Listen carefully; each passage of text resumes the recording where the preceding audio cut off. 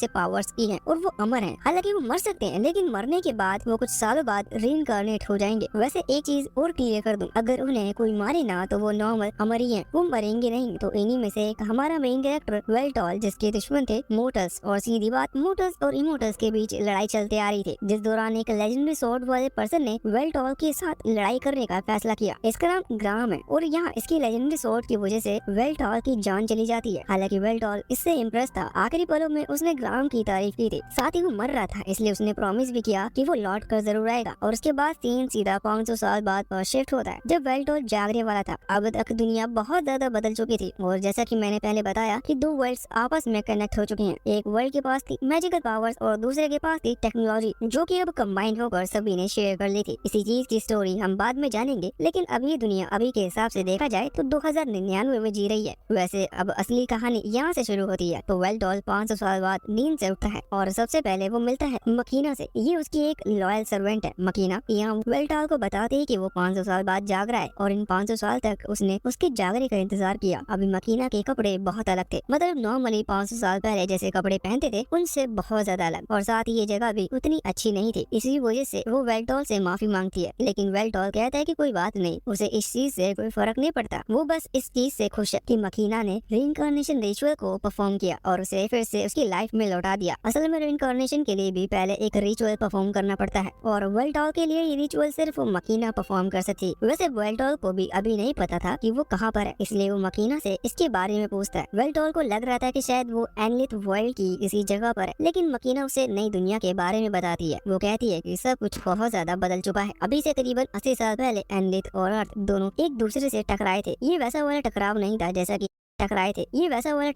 था जैसा कि हमने डायनासोर के टाइम पर सुना था। ये अलग तरीके का था। दोनों के ही टकराने से लगभग दोनों वर्ल्ड की 90% पॉपुलेशन खत्म हो चुकी थी। हालांकि इन लोगों के बीच आपस में वॉर भी हुई, लेकिन बाद में गवर्नमेंट ने डिसाइड किया कि ये वॉर खत्म की जाएगी, जिसके बाद दोनों ही वर्ल्ड के बीच के बचे हुए लोग पीसफुली रहने लगे। एनलेथ के पास मैजिकल पावर्स हैं और अर्थ के पास टेक्नोलॉजी, इसलिए इन 80 सालों में इस अर्थ ने भी बहुत ज्यादा एडवांस टेक्नोलॉजी जनरेट कर ली है। वैसे इसके बाद अब मकीना वेल्टॉल को वहाँ वो नए वर्ल्ड दिखाने के लिए उस जगह से बाहर ले आती है। वेल्टॉल इस नई दुनिया को देखकर अच्छा लग रहा था कि अब वर्ल्ड पूरी तरह से बदल चुकी है। तभी वो नोटिस करता है कि वहाँ पर बहुत ज्यादा भीड़ है और उसी समय एक आदमी आकर यहाँ मकीना से टकरा जाता है। हालांकि वो आदमी यहाँ लड़ता झगड़ता नहीं है, वो सीधा चला गया था और वेल्टॉल ये चीज देखकर हैरान था, क्योंकि मकीना उसके 6 पीयर्स में से एक है। पीयर्स का मतलब मुझे नहीं पता, पर उसके जो 6 स्पेशल लोग हैं उनमें से मकीना एक है। और ये बहुत बड़ी बात है कि डीमन लॉर्ड के आदमी से कोई इस तरह से टकरा जाए और माफी भी न मांगे। वेल्टॉल फैसला करता है कि वो इस नई दुनिया में फिर से पहले जैसा डर का माहौल क्रिएट करेगा, मतलब वो इस दुनिया का राजा बनेगा, बिल्कुल सेम पहले की तरह। अभी मकीना उसे ऐसा करने से मना कर रही थी,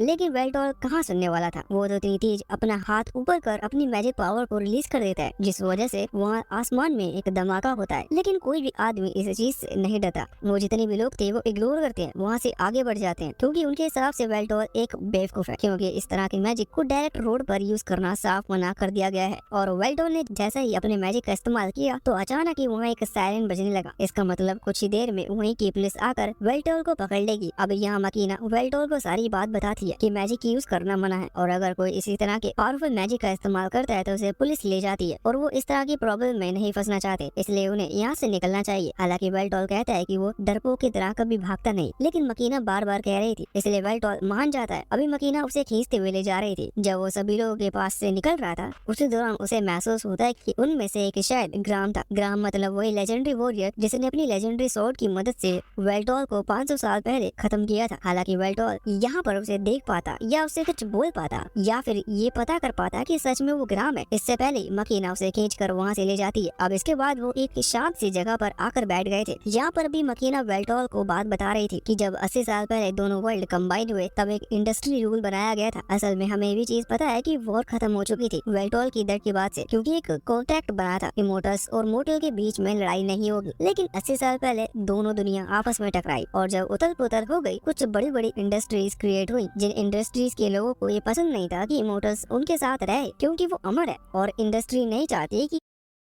हुई जिन इंडस्ट्रीज के लोगों को ये पसंद नहीं था कि इमोर्टल्स उनके साथ रहे, क्योंकि वो अमर है और इंडस्ट्री नहीं चाहती कि वहाँ अमर लोग रहें। इसलिए उन्होंने कुछ वेपन्स क्रिएट किए, जिनमें से एक इतना खतरनाक वेपन था जिससे इमोर्टल्स को भी मारा जा सकता था, और इस तरह से मारा जा सकता था कि वो फिर से रिइंकार्नेट भी नहीं हो पाए। और फिर इमोर्टल हंट का ऑर्डर दिया गया, जिसकी वजह से इस दुनिया के सभी इमोर्टल्स लगभग मारे जा चुके हैं, और अगर कोई जिंदा भी है तो वो बहुत ज्यादा छुप कर रह रहे होंगे। हालांकि अभी वेल्टॉल अपनी बाकी वाइफ डार्क पीयर के बारे में पूछता है, जिसमें से सिक्स्थ डार्क पीयर खुद मकीना है। मकीना यहाँ पर दो और नाम लेते हुए बताती है कि उन दोनों के बारे में उसे कुछ भी नहीं पता। तीसरा वाला जो था उसने मकीना को बचाने के लिए अपनी जान दे दी थी, उसका नाम रेनॉल्ड था। वैसे रेनॉल्ड का मानना था कि वो ऐसा खुद वेल्टॉल के लिए कर रहा है, क्योंकि मकीना उस रिचुअल को परफॉर्म कर सकती थी जो कि वेल्टॉल को जिंदा करेगा। इसलिए तब उसने मकीना को जान बचाने का मौका दिया और खुद की जान गंवा दी। अभी वेल्टॉल इस लॉयल्टी से बहुत ज्यादा इम्प्रेस था। वैसे उनमें से एक और का भी अभी ज्यादा पता नहीं है। और फिफ्थ जो है वो है मार्कस। वेल्टॉल उसके बारे में भी पूछता है, लेकिन जैसे ही वेल्टॉल उसके बारे में पूछता है तो मकीना कहने लगती है कि अब बातें बहुत हो गई, हम बाद में बात करेंगे। मुझे लगता है कि आपको अभी प्यास लग रही होगी, क्योंकि आपने 500 साल से कुछ भी नहीं पिया। हालांकि वेल्टॉल कहता है कि नहीं, उसे कुछ भी नहीं पीना, लेकिन मकीना कहने लगती है कि नहीं, आपको पीना होगा, मैं आपके लिए लेके आती हूँ, आपको वो चीज पसंद आएगी। और इतना कहकर वो वहाँ से चली जाती है। वो मार्कस के बारे में बात नहीं करना चाहती, और इसी चीज का रीजन भी अभी हमें कुछ देर में पता चल जाएगा। और अब मकीना तो वहाँ से चली गई थी, वेल्टॉल के पास कुछ करने को नहीं था, इसलिए वो वहीं बैठकर आसपास देखने लगता है। उसे आसपास बड़े बड़े बिलबोर्ड्स दिख रहे थे जिन पर वीडियो चल रही थी। उसे वीडियोस के बारे में नहीं पता, उसे सिर्फ इतना पता है कि फोटोज होती है, मतलब कि जिसे हम आईने में देखते हैं, सेम वैसा ही। लेकिन यहाँ पर ये चलने वाली फोटो है। अभी वो इन्हें देख रहा था कि तभी उसकी नजर पड़ती है एक लड़की पर, जो कि अभी इसी रोड से गुजर रही थी, लेकिन उसके पास अजीब सी एनर्जी फ्लर्ट हो रही थी, जो कि उन बिलबोर्ड की तरफ जा रही थी। वेल्टॉल को पहले ये चीज समझ में नहीं आती, लेकिन अचानक ही उन बिलबोर्ड्स पर लेजेंडरी वीडियो चलने लगती है, जिन्हें हमें ब्लर करना पड़ेगा। ये लेजेंडरी वीडियो हमारे नहीं थे, वरना हम बिल्कुल भी ब्लर नहीं करते, मगर आप समझ सकते हो कि ये कहाँ की वीडियो है। हालांकि वेल्टॉल को इस चीज से बिल्कुल भी अजीब नहीं लगा था कि इस तरह के वीडियोस यहाँ स्क्रीन पर चल रहे हैं। वेल्टॉल को तो ये चीज अजीब लगा कि पहले यहाँ कुछ और था और अब कुछ और आ गया। वो तुरंत उस लड़की के पास जाता है और उससे पूछता है। हालांकि वो बिलबोर्ड कुछ ही सेकंड में चेंज हो चुके थे। वो लड़की ये देखकर हैरान थे कि वेल्टॉल ने उसे पकड़ लिया, क्योंकि वो किस तरह की पावर का इस्तेमाल करती है। इस बारे में वहाँ के नॉर्मल लोग पता नहीं लगा सकते। हालांकि वो वेल्टॉल से कहती है कि उसने बस थोड़ी सी हैकिंग का इस्तेमाल किया, लेकिन वेल्टॉल उन बिलबोर्ड्स के बारे में डिटेल में जानना चाहता था। इसलिए वो कहने लगता है कि तुम इस चीज में मास्टर लगती हो, क्या तुम मुझे बता सकती हो कि ये चीज क्या है और तुमने ये कैसे किया। जिस पर वो लड़की अब उसे बताना शुरू करती है। वो कहती है कि ये बिलबोर्ड्स हैं जो कि एडवर्टाइजमेंट के लिए यूज होते हैं, और उसने कुछ नॉर्मल हैकिंग की मदद से इन्हें चेंज किया था कुछ लेजेंडरी साइट्स की वीडियोस पर। ये सुनकर